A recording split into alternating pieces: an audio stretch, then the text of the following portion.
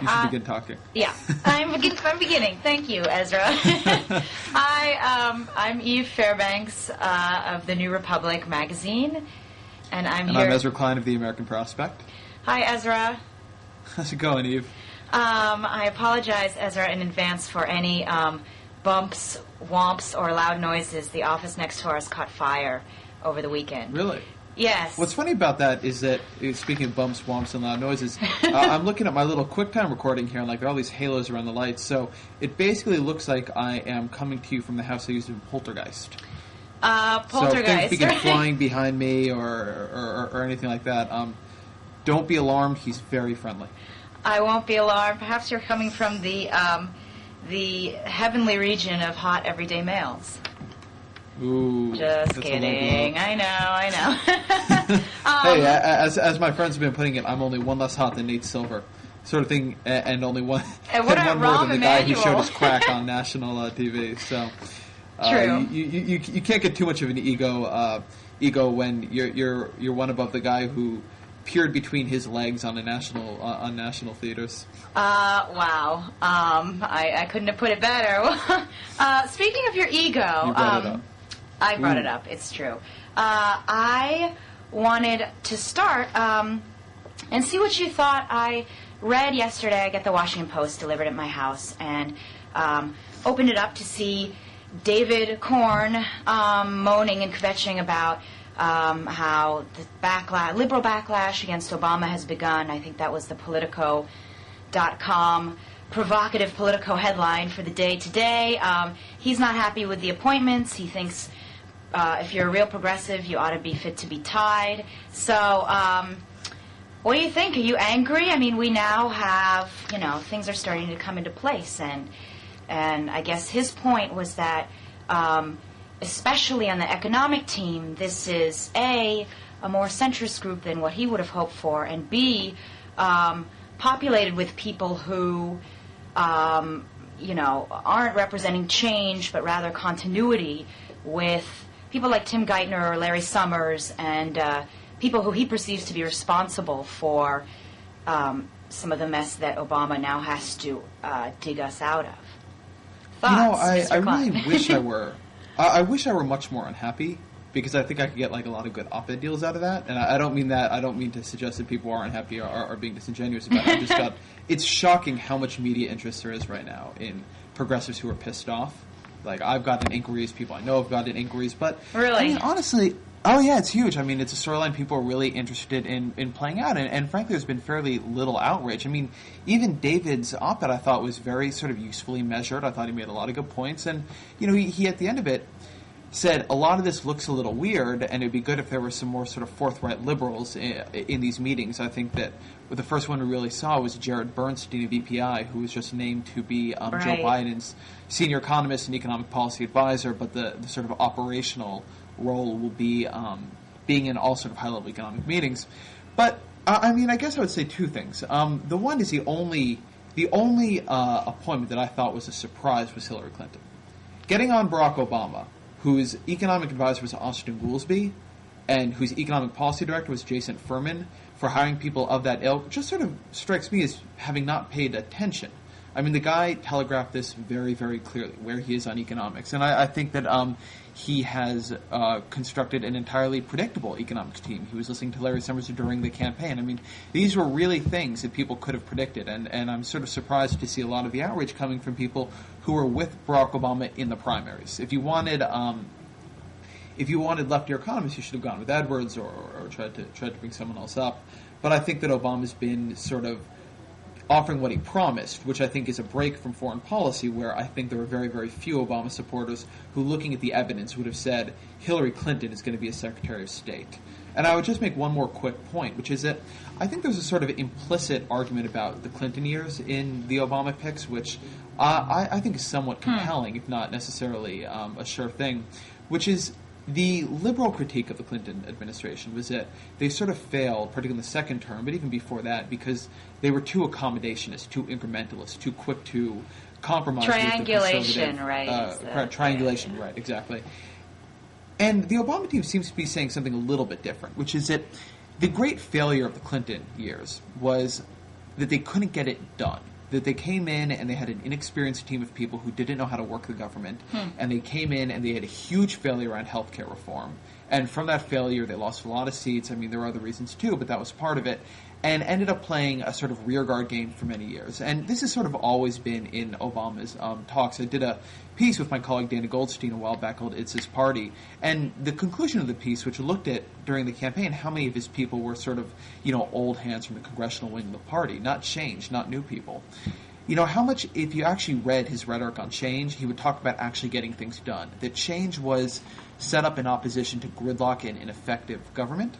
And I think these picks reflect something like that policy.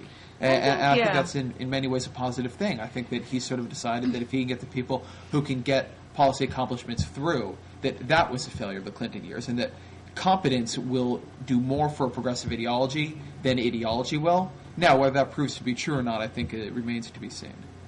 I think our conversation right now would make Bill Clinton very happy to think that Obama's cause d'etre and the beginning of his administration is to make an argument about the Clinton years. But I think you make a good point. I mean, and I mean, we should just brush on Hillary. Not that she hasn't been talked over a bunch, but this idea that it was the my phone's ringing. That's okay. These big kind of lefties, liberals that brought Obama to the dance, as I think David Corn put it, or he said, should we think, that the lefties brought Obama to the dance, and now he's abandoning them in favor of these centrists and Rahm and whatever, and Clinton triangulators, but I think back to this Cass Sunstein article. Did you read it? He wrote a few really great articles for TNR and for other places on kind of Obama's governing philosophy.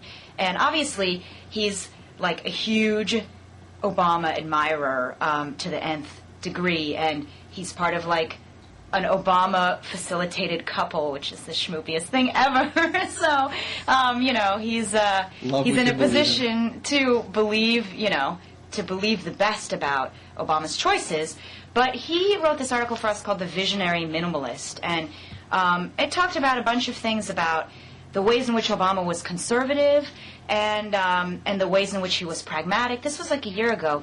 And I remember one line that that I thought was interesting, which is that when people, even like a year ago, people were sort of complaining about various things Obama did that were reaching out, too much to Republicans or giving them too much of the benefit of the doubt and too centrist and too shaded and too cautious, blah, blah, blah, or whatever. And including, for one example, I believe that Obama softened the abortion section, or rhetoric on his website after receiving an email from a pro-life doctor. And some people are like, this isn't change. We want change from the Bush years means change towards the left, or change from the right to the left, from red to blue. And Cass wrote that for Obama, reconciliation is change, so that in a certain way, like some of these, people who were considered, and I think that speaks to the Hillary thing too. I mean, I think Obama has such like a Lincolnian sort of, with mercy towards all and charity towards all, fantasy that he's living out, and for him, kind of bringing in people who have experience from other viewpoints that are not his own, from political wings that are not his own, but whose intentions and fundamental good motivations he trusts, is like, that's almost, I mean, I think that he gets like a huge high from that. So, sorry. Yeah, go ahead. It's funny. I think everybody has their sort of Rosetta Stone article for Obama, and I disagreed with Cass's article, which I thought made which made some good points, nevertheless. And I've been a big fan of to plug us, Mark Schmidt's article called "Obama's Theory of Change," and actually, Steve Hildebrand this morning came out and like sort of wrote this thing. Huh? Go ahead. What?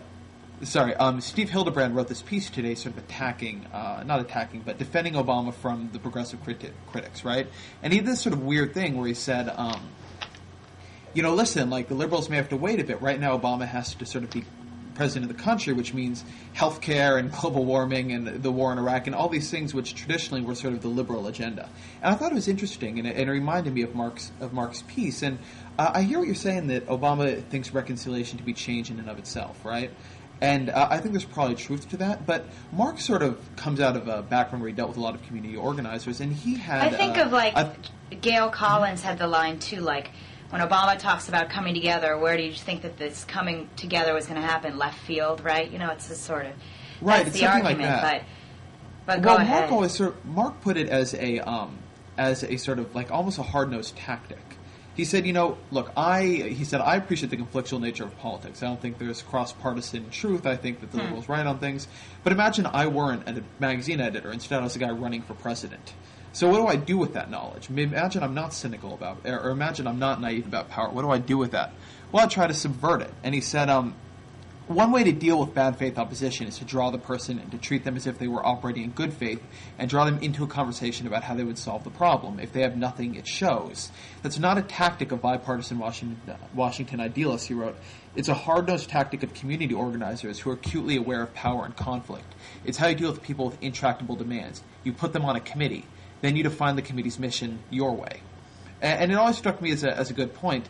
It could be one or the other. It could actually be both. I mean, it could be that the tactic simultaneously actually does get things done, as Schmidt is saying, and does sort of promote a certain level of reconciliation, as Cass is arguing. But it was an article that I always thought casted in a new light, because one thing you did get the feeling of for the campaign, I mean, this guy had to realize how deep the opposition could be. And I sort of have trouble believing that he's just out for not just out for reconciliation, but unaware of how intractable some of the opposition to him will end up proving, and that his sort of attempt to bring whoever can be brought over and use them as pawns in his game, it may be very wise, or it may be sort of wishful thinking on the part of liberals. I think it's hard to say at the moment. Yeah, I mean, I think Hillary will be the huge test case of that, in a way, you know. It's sort of like he's trying to make her his steward, and just don't know if the circumstances will allow that to happen. That's an interesting idea. I mean, Obama has, not to like be a two-man PR team for him, but strikes me as someone who more than some people, I don't know exactly how to put this, but recognizes like the ways in which certain of his actions can simultaneously appeal to like multiple groups for different reasons. So right. You have this call towards reconciliation, and obviously that unlocked something, some desire that was like incredibly powerful within the public, and I think that came from you could call it an idealist, or and I don't mean to say that pejoratively, or as kind of sentimental place, or just this sort of sense. It's the part from his speech, the in the blue states we worship an awesome God, in the red states we have a friend who's gay, like this kind of thing. I think that that very basic call towards like the sort of, yes, let's all play together. We all have good intentions. None of us are malevolent, or we all have the interests of the nation at heart. Sort of call for reconciliation was very powerful in like the context of reaching out to the greater public, or the demos. But then you also have like, it also plays this dual role in that you have a sort of slightly more Machiavellian, like wily, like you're going to have to join my team, and you think that you're going to be able to marionette me, but I might be the one who ends up marionetting you, and kind of bending you to my will, No, which I think it's absolutely true. I have to assume, I don't want to get into litigating Hillary's motivation, or her, what does Hillary want, her deepest, darkest, soul, but I think she obviously believes that being in this role can, I don't know that she's like desperate to help the Obama presidency go down in the history books, blah, blah, blah, you know what I mean? She thinks that, she wants to do something with it from her own perspective, not necessarily just to burnish her own image in like a gross way, but you know, I don't think she particularly trusts Obama or thinks that, you know, he's as fabulous a politician as. But she's joining on because of the opportunity it gives her, and obviously he thinks that that it's going to be, in fact, an opportunity for him, and maybe it'll be both. That's what you can hope. I think that's true, and I think I'd amend it or add to it by saying that there can be. And I think you get it as well. There's a place in between. Hillary Clinton is doing this so she can run in 2012 or 2016, for that matter, and she's doing it for totally selfless reasons. I mean, I think you have it right that she's doing it because she thinks, you know, maybe she can be great, and you can be great in the context of an administration. You can do great things. You can broker great deals. You can be an important part of rebuilding America's reputation. You can have more fun than being a junior senator without jurisdiction over any relevant issue. So I think that's there. The one thing I'll say on Hillary is that she's the only one of the appointments that I really didn't like, and I didn't like it for this reason. I think she may do a great job. I wouldn't argue that, and I think maybe he made a wise political choice in choosing her. These people are smarter than me about politics, but I think campaigns should matter. I don't think he made a wise choice, but well, I don't know. But putting it aside, I think campaigns should matter, and what we basically tell people is that the way we will make decisions as a democracy is that leaders will come on the TV or to your town or on the internet or whatever, and they will tell you certain things, and they will give you an impression of them, and that will be the information you use to make a vote. And the information people in the primary used to make the vote, a non-substantial portion of them, was that Barack Obama thought Hillary Clinton's foreign policy judgment so flawed and insufficient that you should vote, I think as Jonah Goldberg said, for a guy who was a state senator 18 months ago. And it was a fair argument, I thought. I thought he made a very fair and powerful critique of her foreign policy take. I think, you know, Iraq and negotiations with dictators and, you know, what was it, annihilating Iran or whatever. Kyle Lieberman was there. And then he picks her. And I'm not saying that the pick is a bad pick qua government, but I think that it does raise this question that you often get, I think, in democracy, and it's particularly in this one, where the media has decided that campaigns don't matter, and so it won't pretend they do or try to hold people's feet to the fire on them. But a lot of the people I knew who supported Obama felt, like my mother and others, felt very betrayed. And I thought they were right to do so, and I think it's a shame when politicians sort of invalidate central portions of their campaign. Not to say there aren't ways of reconciling what Clinton believed and Obama believed. They're arguably not that far apart, but I think in a general sense that it was a sort of symbolic gesture that, you know what I said there doesn't matter. And I think it should. And this isn't about Obama alone. It's about sort of more broadly how we treat campaigns as sort of just a malleable competition, and it shouldn't really have much of a connection to governance. And I think that has sort of worrying implications for how we make democratic decisions. And it's a shame we sort of give it such a pass. I think, that's a really interesting point. I mean, because I think one of the things you're saying is that it promotes cynicism about rhetoric during campaigns, right? And the interesting thing about that is that if I were more Obama concise, was supposed to be... If you what? If I were more concise and eloquent, I would have said that. Oh, well, I have the benefit of being an interpreter after the fact. Okay.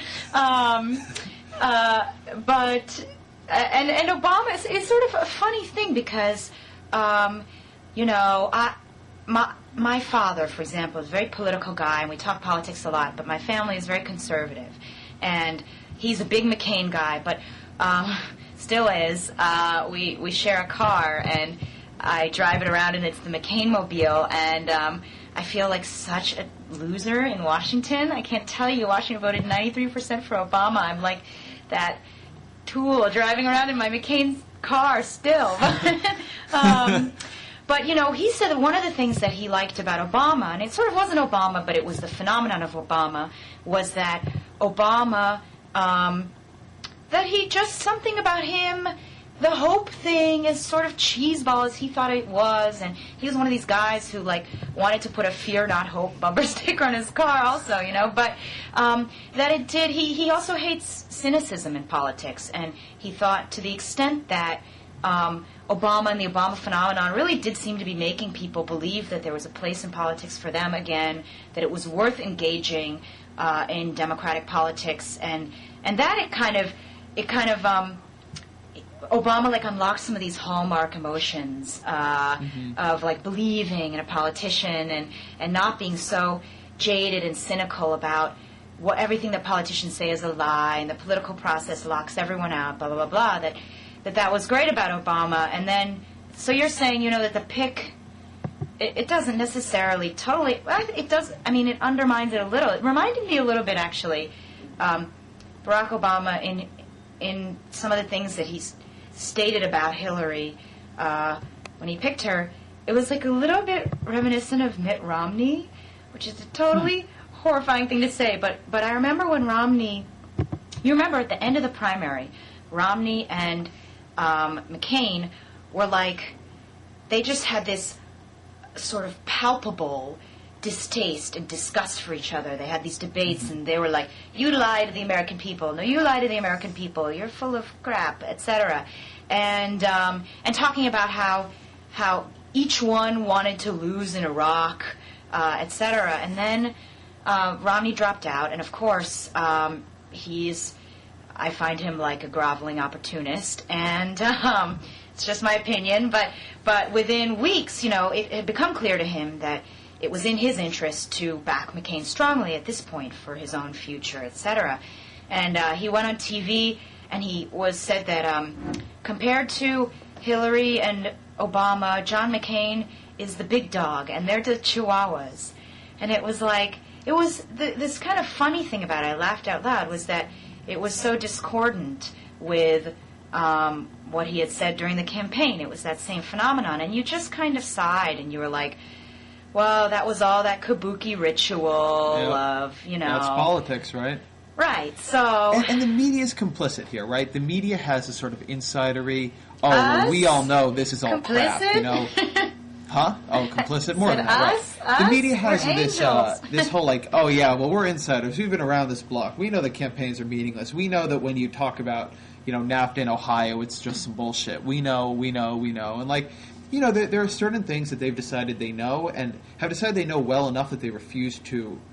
They'll both sort of just, because it's how things work, they'll just sort of play along, or they'll like evince some skepticism when they're, you know, on the news, but they don't sort of hold anybody's feet to the fire. Like, they'll ask a question at the press conference, well, didn't just a few months ago you call him a mongrel lying opportunist? And then the guy would be like, oh, but you know, like, I didn't mean that. It was the heat of the campaign. People say things like, oh, of course they do. I know how it is. And you're the naive, you know, I'll never ingenue reporter if you think otherwise, right?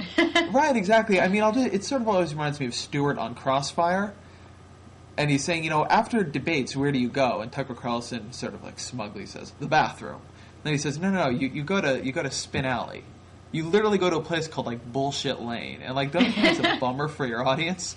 And like, I always get that feeling like, look, like, I'm not particularly naive about politics, or maybe I am, and like, I'm not shocked by this movement, and I've sort of always thought in ways that began to comfort me about him that Obama is a usefully cynical politician.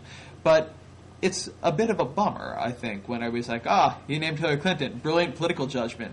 It just undercuts everything you said, but whatever. And again, like, I don't want to beat too much up on this one example. I don't think Hillary Clinton will do a bad job. I don't think there's necessarily a literal contradiction. She will, at the end of the day, be carrying his priorities out. On the other hand, she will be staffing the agency, the very people he attacked. He attacked her for elevating in her career. That's the sort of judgment that will be deciding who works at state, who is the next generation of Democratic foreign policy professional, on and on. But I still think she could do a fine job. This really isn't about how state will be run. I just think that as a general thing, it's really a shame, and there's sort of been this professional decision to just like not worry about that sort of thing. Like, Tim Russert will spend the weekends, or actually, may he rest in peace, David Gregory will spend the weekends. God, it's funny how much he really was a sort of like part of the mental landscape. We'll spend the weekends popping up on the Sunday show saying, in 1937, when you were 4, Mr. McCain, you said the taxes were awesome. Or I guess nobody said awesome then. You said they were hep. And, you know, and like, how is that? Isn't that really different now? But that, you know, they may like sort of gesture towards, isn't this weird? But they won't press on it. It's not a gotcha, because of course they were lying about that. While, you know, things they voted for 15 or 20 years ago, their positions changed. That's a lie that can't be countenanced. And it's sort of a weird and very very opaque distinction to be making, and it's sort of one that you're like, only, that you sort of get the sense that people make, but like it's not in any particular journalism rule book. But you could really have imagined a sort of like a press look at this. It was like, Obama picks former rival. Makes no sense. Okay. If you believe everything he said, huge battles to follow within the administration. But, he didn't. It probably won't happen that way. A lot of campaigns are full of lies. It's just sort of a bummer. It kind of sucks, right? This will be called, undoubtedly, Blogging Head's 20-somethings Political Cynicism Edition. Right. This is a hep dialogue with you, Ezra. Speaking of things I'm cynical about, Carolyn Kennedy. Oh yeah, I mean, I don't know. Cynical. You're cynical. What do you mean by that? I thought we were getting away from dynastic politics. I think it's really weird. Carolyn Kennedy should be senator because she's the daughter of somebody named Kennedy. And, meanwhile, you've also heard that Ted Kennedy wants his wife, Vicky Kennedy, is that right? Victoria Reggie, yeah. Victoria Reggie, to be named in a Senate seat. I just find all this pretty distasteful. The idea that, and I was reading a New York Times article on it over the weekend, and somebody, I forget which organization, but some sort of women in politics organization had endorsed one of the contenders for the seat. And they said, if Carolyn Kennedy came in, we'd really have to rethink that. But, why? Why rethink the endorsement of a longtime legislator who's been working all of her life to figure out how to be effective in government because Carolyn Kennedy's name? It just seems very weird to me, and not the sort of thing that's particularly healthy for the country. I guess Kennedy would have to run in elections and so forth, so maybe it's all fine. But, again, it just seems a little bit strange. It's so weird. I mean, it's, it's like marching a tiny bit along the spectrum that leads you to have Caligula pointing his horse to the Senate. I mean, there should be qualifications, and I know this is an appointment, but there's so many people from other families who are qualified. It's a state with a very deep democratic political bench. Mm-hmm. So is Massachusetts. To me, the Victoria Reggie thing is worse. Now, I don't want to impugn the wishes and the motivations of Ted Kennedy, who we respect in many ways and who we hope a speedy recovery, etc. But, people should not be able to hand-select their own successors. It's one thing, it doesn't seem like Hillary has any role or interest in Caroline Kennedy in particular or whatever. So that's a little bit more like that. Not if she endorsed Obama. True, right. She hates the Kennedys. I'm sure Hillary Clinton has no love for Caroline Kennedy. No.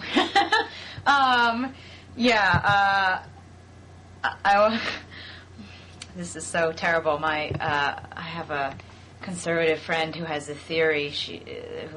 That Clinton enemies are falling ill in a supernatural way. It's totally horrible, but it's yeah, you're right. That is a weird theory. I know, it's really weird, but it just shows you this person is intelligent person. Otherwise, the derangement that this political family still provokes, and now she's going to be back in the executive office, as we talked about. I'm so pleased. But no, Caroline Kennedy. I think, and who knows what will end up happening with the Massachusetts Senate seat. Hopefully, we won't have to cross that bridge. But the idea, there's something it's like a sort of dictatorship where you groom and hand select your own successor, who's your spouse, or and I know that that's been done. Just the fact that there are some precedents for it in the House, Mary Bono or whatever, doesn't mean that that it's a cool thing. And the Kennedys, I mean, give someone else a chance. That's all I can say. It's not their seat. It's weird. It's not their seat. And the other side of it that pisses me off. And actually, this goes more for Carolyn than Victoria, because my understanding is that Victoria's actually had a very heavy role in running Ted Kennedy's Senate office in recent years as he got older. It could be. But that's what I know. But government and legislating are skills. They are like being a surgeon, being a good CEO of a company, being a editor at a magazine. They are things that, in theory, you should learn how to do, and you take apprenticeships, and you start at lower rungs on the ladder. Obviously, that's not always the case. Many businessmen are elected. Many of them are quite good. I think Bloomberg has been a very good governor. But there is a sort of a distaste for expertise in government, which I think is a shame and problematic. Good legislators, and I think this is something Ted Kennedy's life has proven, can get a lot done. I mean, he has really worked at understanding the literal art of legislation, the craft of legislation. I mean, he has spent decades amassing seniority and jurisdiction and relationships and a deep, deep understanding of parliamentary maneuvering and a real great sort of comprehension of constituent service and the whole of what it means to be a legislator, really a professional legislator. And he's been good because of it, and his people and the nation, his constituents and the nation have been helped by it. And Caroline Kennedy, as far as I know, is none of that. And meanwhile, people who are in the House do, she could be. It's like with Hillary and Secretary do. of State. She could be great, right? But right, she could be great. No, we're I a huge country. I wouldn't say not. We're a big country, and I mean, yeah, I'd like to see. There are a lot of people too with relevant experience. I mean, one interesting side note is, boy, oh boy, does Eliot Spitzer have to be kicking himself for getting caught with a prostitute a few months ago. I mean, if there was a time for Eliot Spitzer, it has been this year. And this guy, I mean, whether he'd be governor or whether he'd have the Senate seat or whatever would happen, I mean, a Wall Street crisis with their chief antagonist, he would be just a shoo-in, an obvious choice, but either for governor or maybe Senate or president or something. But it ain't going to be him. And so instead, we're sort of like wandering around in the morass here. And Caroline Kennedy, I mean, it's all a little bit strange. Yeah, did you read? I don't know if you read the Frank Rich column. It wasn't at all anything about Caroline Kennedy, but it was this Sunday. It was sort of provocative. It was interesting on Barack Obama's appointments and how we're all talking about how they're the best and the brightest, and how, as happens, this is a phenomenon over the years, have sort of brought a layer of dust and a loss of the context and the understanding behind the title of that David Halberstam book, The Best and the Brightest, which is a sort of sneering book, and it has like a sneering tone. They thought they were the best and the brightest, these Ivy guys, and in fact they screwed everything totally to hell regarding Vietnam. This was the Kennedy cabinet. But one thing that I think Frank Rich ended the column by quoting someone in Halberstam's book, and I forget who it is, but it was somebody on Capitol Hill or something, and Lyndon Johnson was saying that he was talking to this guy, this politician, I wish I could remember. Russell. Yes, okay. And he was saying, raving about all of Kennedy's appointments. And this guy, Russell, I guess, replied, well, that's all very nice. I'm glad they have such pedigrees, but I just wish that one of them had run for sheriff once. And, I kind of feel the same way about people like Caroline Kennedy, people like Terry McAuliffe running for Virginia governor. Right. Now, Terry works in politics. It's not like he was just a star because of his name, or somebody like Franken, but just wattage. I think it's easy to sort of forget. It seems like such an obvious statement, but like sheer galactic wattage is not the same thing as power in Washington, or ability to leverage and manipulate the instruments of power to your will. And I was always kind of struck by the fact that, and now he's gone, but for a long time, even recently, until he left the Senate, really one of the most powerful people in the Senate was Trent Lott.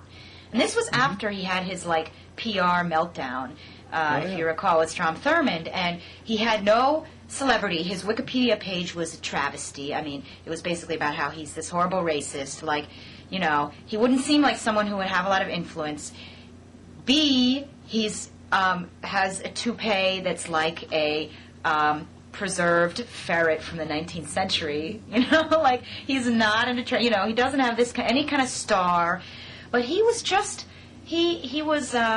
They selected him even despite his his blow to his reputation for whip again, because he was a master of the Senate, and he knew how to leverage relationships in that body to achieve what he wanted. And, you need all kinds of people who have all kinds of philosophies of and talents to use power in a body like the Senate. But I wish they would appoint someone who would run for sheriff once to the New York and the Massachusetts seat if it comes open. I mean, why Caroline Kennedy? And I also don't understand, where's the outrage on Caroline Kennedy? I just think this is come on, but this is just rolling forward. I seem to be the only person who's having a sort of just thinks this is, why are we doing this? And and it's I don't want to impugn Caroline or her role in the Obama campaign, but I read that that she wanted ambassador to the UN, but she really shouldn't have that goddamn job. No, I know, and it was like she was looking over these to the jobs like they were in a window. She was window shopping these jobs. Maybe ambassador for the UN. Perhaps I could be attorney general. As if it's what Angelina Jolie is doing as UN's goodwill ambassador. Ambassador to the UN. It's Bono politics. Exactly how familiar do we really think Caroline Kennedy is with theories of multipolarity? This is all Bono's fault. Yeah, well, screw Bono. This is all Bono. He's going to be on the New York Times op-ed page I blame Bono. Presumably on Blogging Heads shortly thereafter. Right.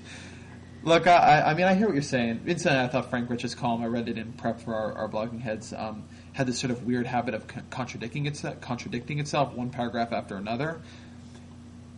The points he was making about it would be good if some of these people had, experience in the real world. Well, actually, and he makes this point that the thing about the folks in The Best and the Brightest is that they really understood what had gone wrong, what they had done wrong afterwards, which is essentially the argument of all these people going into the Obama campaign or the Obama administration. They see the mistakes of the 90s and the early aughts, and they know how to fix them. So I don't know if that would be correct, but actually what Obama is doing is getting the people who have lived through the testing rather than the people who will be sort of the early stars of the next generation, and I think it sort of makes sense. We'll see if it works out, but I don't think what you can say is that he's just got a bunch of whiz kids there. He's got he as far as I can tell, is selected precisely for the most government experience you can possibly have, the most relevant experience, which is not what Kennedy and his folks were doing, and so not what Clinton did. Right. As for what we do with elected office, I mean, I don't know. I'm hoping. I'd love to see how Frank can take the seat, and I actually think he'd be better than Norm Coleman, despite the fact that Norm is a much more experienced government guy. So it shows that this line of analysis only goes so far. But yeah, I mean, I think there's something basically seedy about it. And one interesting thing, and this I guess would be my last point on it, I'm surprised Caroline Kennedy doesn't think that. I'm surprised Caroline Kennedy doesn't survey the scene and say, you know what, that would seem a little bit weird, wouldn't it, if I became UN ambassador? Or that would seem a little bit weird, wouldn't it, if I was appointed senator from New York? If Kennedy said, listen, I want to run for Senate, I'm going to gear up, and in 2012 would be when that seat would come open. I'm going to run, yeah. I'm going to fight, and I have a great Rolodex, and people donate money to me, and we're going to make this happen. It's going to be great. I mean, I guess power to her. It's not. I probably wouldn't think she's the one. She wouldn't be the one I would support in the primary were I a New Yorker. But that's the way you do it. But the idea that she doesn't see sort of anything weird about just being appointed to it strikes me as sort of strange and lacking in a certain self-consciousness about, what it really means to be a Kennedy and what that really does or does not entitle you to.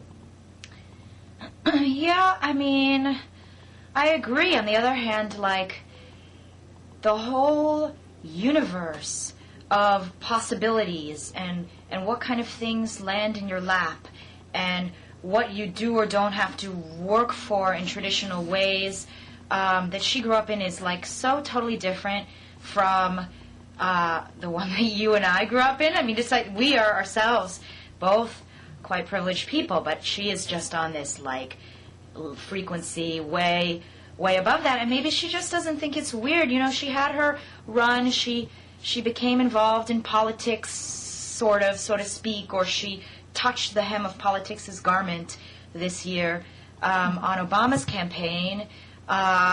And, it's also like it would be a lot damn harder to run for it when she could just be appointed. I think there's a lot of times that things are weird or uncomfortable and that are being offered to you on a platter, and you get over the discomfort when you realize that, like, this is a freaking great opportunity if it's what you want to do, So, right, and that's true too. It's a very human reaction she has. If she was a holy, kind of reverer of democratic ideals and wanted to, above all, preserve the democratic fabric but that's not what the Kennedy family's totally about, right? Or at least wasn't what it was supposed to be about. Right. Anyway. We should be wrapping up, but I did want to ask you, before we sign off, just curious, we started the conversation talking about, implicit promises to liberals, unfulfilled or fulfilled, or, are we disappointed yet, or do we think we are going to be disappointed, etc. I wonder what campaign promise Barack Obama made that you hope he does not keep. All right, that I hope he does not keep. Man, when we thought of that question, I totally meant to prepare an answer to it. You're in the hot seat. I can go first. I am in the hot seat. Why don't you go first and let me think for a second? The one I thought of, and a friend of mine asked me this question, so I was thinking about it a little bit too, because, I thought it was sort of interesting, was just one example of that is I kind of don't hope that he keeps, and I don't want to be called a génocidaire thanks to this, but I don't necessarily hope that he keeps... I don't even know that word to call you. It's French, sorry. I'm an elitist, what can I say? I kind of hope that he doesn't keep, or at least doesn't keep right away, his promise to recognize the Armenian genocide. Uh-huh. So, it's probably going to make me seem like a horrible person, but I agree with you. I think that's symbolic. I think symbolism can be important, but it's a fight that does not seem to me to be the most pressing thing in the world for anybody to pick. No, and you saw the fight in this, they had this fight already when Pelosi floated that idea. Right. It showed that it was going to take a huge amount of political capital to do. There's something a little grotesque about doing it, about putting all this political capital into putting the U.S. government's stamp on this old genocide. And I understand that the kind of symbolism of government pronouncements is important, but while, genocides are ongoing where people are still being killed and nothing is being done about those, right? I mean, there's something a little bit crazy about that. And, I think I just would say last, you see, I'm not a huge expert on the politics of that region, but I follow Turkish politics a little bit, and my impression is there's a little bit of a thaw from their own government and sort of the younger generation there in approaching this. They're a little bit more willing to make concessions as far as recognizing they did something bad goes. I believe that the premiers of each country went to a soccer game recently together, and this was some huge breakthrough. So it's like... Turkey's really important. Wait. Turkey's really important. Turkey's really important. They're stepping into the Israel-Syria stuff. Right. Calm down. Right. I'm going to give you a political bank shut-in. I mean, I could give you something obvious like ethanol. I hope he doesn't, subsidize ethanol or coal. I hope he'll stay away from clean coal. Right. But I feel like those aren't that great. So, what I will say is, I hope he does not appoint a director of the agricultural department, and I hope he does not appoint a USDA director. I would like to see those departments dissolved. And I think they're outdated. Sounding crazy. Yeah, I'm talking crazy, right? You're talking and like one of those crazy Republicans who's like, abolish every department. Go on. Well, you should reconstruct it, right? The agricultural department made a lot of sense when it was created in the late 1800s. Lincoln was the one who Lincoln first created it, and then Cleveland, I think, raised it to cabinet level. And back then, I mean, agriculture was our prime export, and it was everything we ate was agriculture. I mean, it was essentially, meat or fruits or vegetables, and I guess you had some grains, and it made sense. But now the Department of Agriculture essentially acts as this place where basically like a special interest comes to like feed at the public trough and screw up our food policy. And I would like to see like, I mean, Department of Food is probably the wrong way to put it, but some sort of better coordinating agency that had a more coherent mission than just sort of supporting farmers. Because, you know, and Michael Palmer's made this point well before, that you would want to have the interests of essentially eaters, not just producers represented. And you want to think about, do we want to be subsidizing high fructose corn syrup? I mean, what is the nutritional outcome of that? And sort of on and on and on. I'd like to see them rethink that position. This will not happen, but it would be nice if it did. Well, I would nominate and you on that for bit of political fancy. Department of Food for Yeah, you need a better name. Anyone for it. who doesn't know out there, Ezra's a phenomenal cook. And he has as much experience as Caroline Kennedy, and there are other politicians out there named Klein. Who's the politician's named Klein? Ergo, Ezra Klein for Department Ezra of Klein for Eaters. Secretary of Eating. Yeah. I have run a food blog, which is more than many of the others can say. Anyway, now that we've gotten into total fancy, we should probably end it here. Yep. My phone is ringing also. Great to catch up with you, and ciao. Cheers, Eve. Bye-bye.